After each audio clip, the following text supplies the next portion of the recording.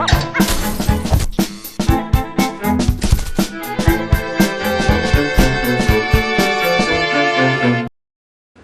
after a weekend that saw the Tri-Nations tango their way through their respective ties, we have a programme with Latin flavour as we're joined by two Argentinian-born fly halves. More from them later in the programme. But for now, it's New Zealand, Australia and South Africa who can turn one eye towards the quarter-finals. But the same luxury can't be afforded to the Northern Hemisphere teams. We turn our attention to this weekend's big crunch fixture, and that of course takes place at the Stade de France when Ireland take on France. Now, a loss for either of these two sides could mean that they take no further part in this year's competition. Anticipation's been building towards this fixture since the beginning of the week. The French look in far better shape after their record win against the Namibians on Sunday, whereas the Irish are yet to show any sort of form. We popped down to Rugby Town, where former Argentinian fly half Gonzalo Quesada said he believed the game's evenly poised.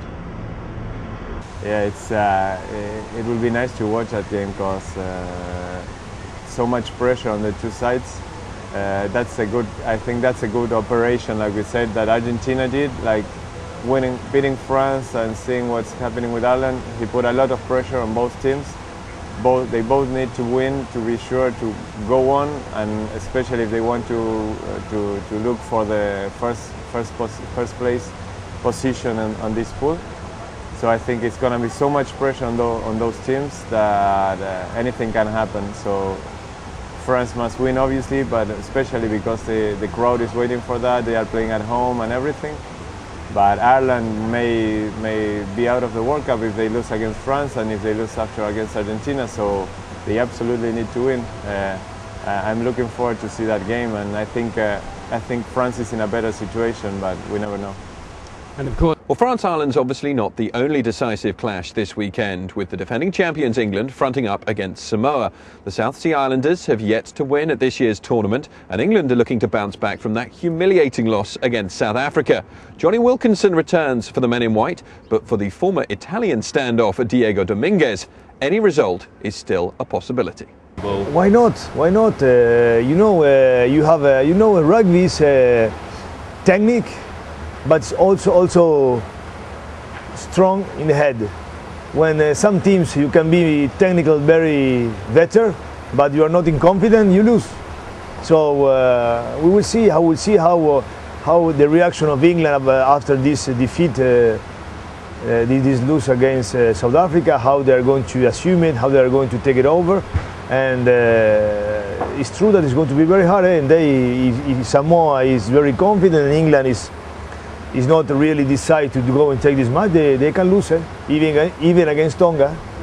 Not particularly encouraging from an English perspective, and yet on current form you wouldn't bet against the defending champions crashing out in the pool stages. Now, as we've constantly said on this programme, it's been the Southern Hemisphere sides who've impressed us the most. The gap between North and South seemed to be closing 4 years ago, and yet at the start of this tournament it seems to be at its greatest since the inception of the Webb Ellis Trophy. Surprising for some, but not for our friend Diego. We are not discovering nothing. They play the biggest tournament in the world all the year. They train better than us. It's normal. It's normal. It's normal. They are playing as they train all the year. In domestic championship, national team, the same. We have to learn. North Hemisphere have to learn of South Hemisphere today, I think. Okay, we have to learn, but we will arrive. We will arrive to the same level. But I think maybe we have to have some. We have to make some more competition during the year against them. You know, I think a little bit more. Well, maybe that is the solution. The one thing that has become quickly apparent at this year's World Cup is that unless there is a sharp and uncharacteristic change in form, then it's going to be one of the Tri-Nations who take home the Webb Ellis Trophy on October the 20th.